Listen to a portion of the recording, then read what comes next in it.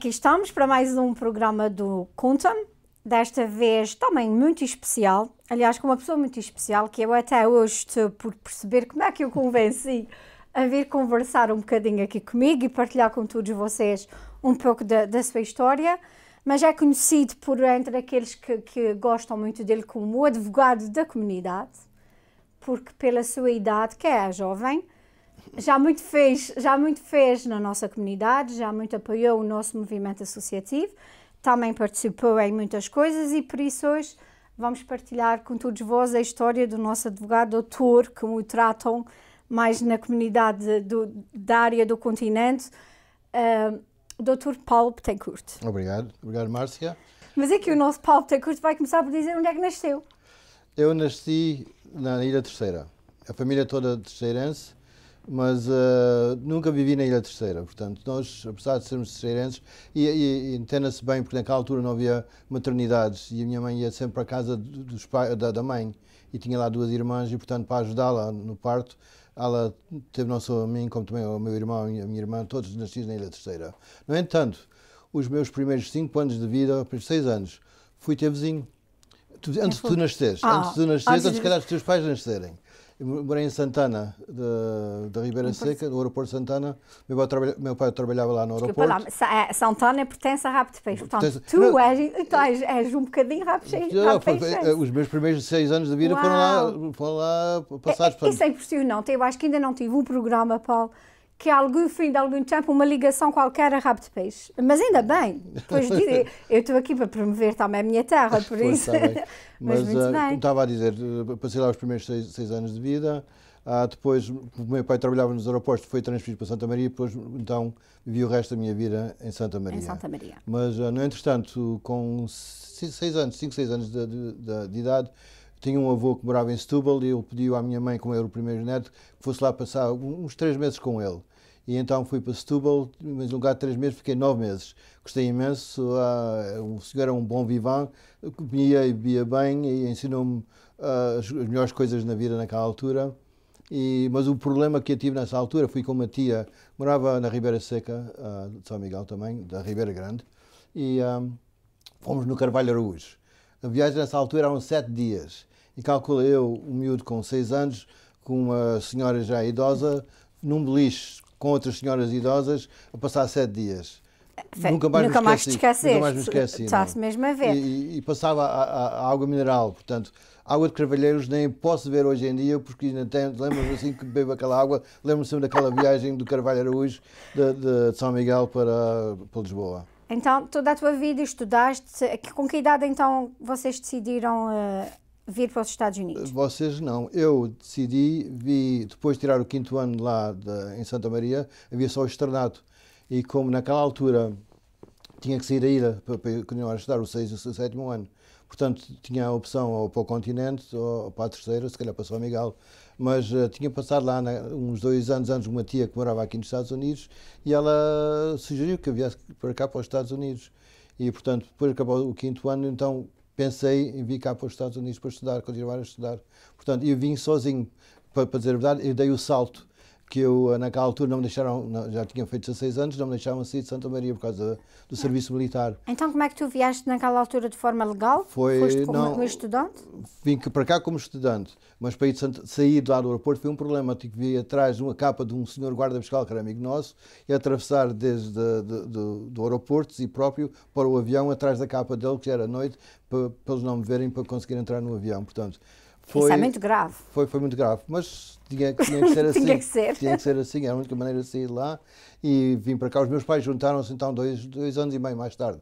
Juntaram-se cá, tinham uma carta de chamada dessa minha tia, mas eu quando cá cheguei aos Estados Unidos, o inglês era fraco, é aquele inglês do 5º ano, que eram 3 anos de inglês naquela altura. Portanto, mas 2 dias depois de cá chegar, fui logo para a escola. E por acaso cheguei no dia 29 de dezembro.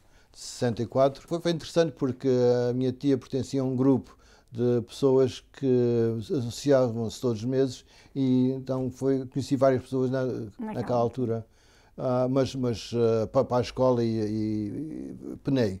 Penei porque para já não conhecia ninguém na escola, não conhecia o sistema escolar, não sabia que as aulas eram 45 minutos e depois tinha-se mudar de aula para aula. Na aula do almoço, tínhamos que ir para o almoço, dependendo se era primeiro, segundo ou terceiro turno, e depois voltar para a aula. Eu fui para o almoço, sabia lá para onde é que ia, fiquei lá o resto do dia. Depois encontrei uma bicha que ia para as sandwiches. Portanto, nos primeiros 3 meses passei a minha vida a almoçar só sandwiches. Não era mal, mas aprendi que era aquela bicha que se ia para comprar as sandwiches. Mas sobrevivi. E outra coisa também foi de inverno, não estava habituado à neve e não tinha autocarro, era a pé, que moramos aqui mais acima, em East Providence, no Warren Avenue. E então ia para a escola a pé, que não foi fácil, apesar nos nevões. Mas depois, 2 anos depois, os teus pais vieram com os teus irmãos? Correto, os irmãos juntaram-se. Porque se não tivessem vindo, o meu pai estava a trabalhar em Faro, no Algarve naquela altura, se lá fosse visitá-lo, se calhar tinha ficado lá no Algarve, já não voltava. Já não voltava. Então eras um pouco responsável pela vinda da tua família toda para os Estados Unidos. A minha mãe já tinha interesse, porque a família dela, a irmã, 2 irmãs estavam cá, portanto tinha muito interesse. Mas o maior impulso fui eu, porque cá estava a viver e queria continuar cá a viver e a estudar cá também. Porquê a tua decisão de estudares? Porque continuar a estudar, porque Sim. Para já eu estava em engenharia e, portanto, todos os meus estudos eram orientados para a engenharia, que eu queria ser engenheiro elétrico. E foi até quando, depois de acabar o high school, tive uma bolsa de estudo, fui para a Universidade de Rhode Island, continuei a estudar, mas no ano que era para acabar o curso, que era em 71, a NASA tinha muitos empregados que trabalhavam para eles, foram lay-off, portanto, puseram-nos fora de trabalho, porque naquela altura não havia emprego para engenheiros elétricos. Portanto, o que eu fiz, como tinha já muitos cursos de matemática e francês e outras línguas, que era mais fácil estudar naquela altura, concentrei-me em francês, então acabei com um curso que era professor de francês e matemática.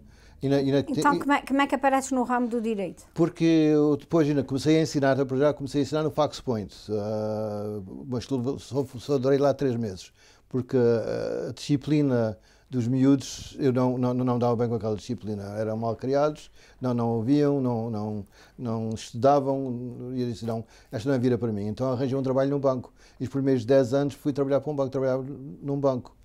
No entretanto, via que a vida dos oficiais do banco era só meninos de sangue azul, portanto, eu estava vendo que nunca mais era promovido e estava só como manager de uma sucursal. E assim, isto não, eu quero mais do que isso, portanto, nessa altura fiz uma aplicação para a Universidade de Suffolk, em Boston, fui aprovado, então 4 anos à noite ia para as aulas em Boston e trabalhava durante o dia em East Providence. Portanto, então, tu quando tiraste e terminaste o teu curso como advogado, tinhas já que idade? Tinha, volta de 30 anos, 29, 30 anos, portanto, tinha casado naquela altura, a minha esposa estava à espera do meu filho e, portanto, eu não recomendo a ninguém que faça isso, estudar desta maneira, porque a viagem para Boston às 6 da tarde, às 5 da tarde não é nada fácil. Depois eram 4 dias de aulas, ao 5º dia eu tinha que trabalhar no banco porque a sucursal estava aberta até às 8 da noite e estudava simplesmente durante os fins de semana, então às tardes. A vida da minha esposa e do meu filho foi muito influenciada por isso e, portanto, acabei o curso finalmente, não foi fácil, mas também é uma razão que agora, quando cobro um certo X aos clientes, não tenho pena deles porque trabalhei duro para tirar o curso, depois quando cheguei, portanto, eles... E é fazendo essa pausa aqui com a família do Paulo, como ele acabou de dizer, sendo ele um dos principais causa deles terem vindo para os Estados Unidos, que hoje aqui tens uma mensagem da tua família.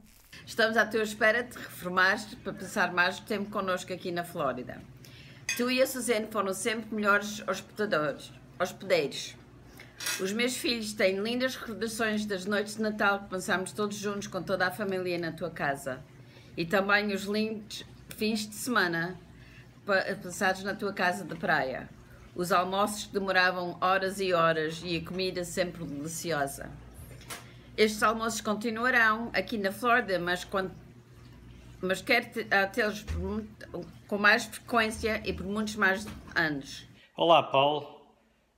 Tenho só umas palavras para te dedicar, só dizendo que tu sempre foste um grande irmão, como Big Brother, exemplo dos melhores que há, e que tu eras a pessoa em que eu mais sempre tive confiança, sempre tive nobilidade, e sei que és uma pessoa que não deixa passar pouco, e como um defesa central também não dás rasteiras, e estamos todos aqui à tua espera para te reformares e, ou pelo menos, tirares mais uns dias de férias e vem cá passar connosco aqui na Flórida. We love you. Okay, Deus. Há mais Obrigado. um que é da sua mãe. O Paulo Jorge vem passar mais tempo connosco aqui na Flórida. Eu e o Rodrigo Manuel juntámos umas fotos para te recordares. This is your life. Paulo Jorge Carvalho Bendito Betancourt.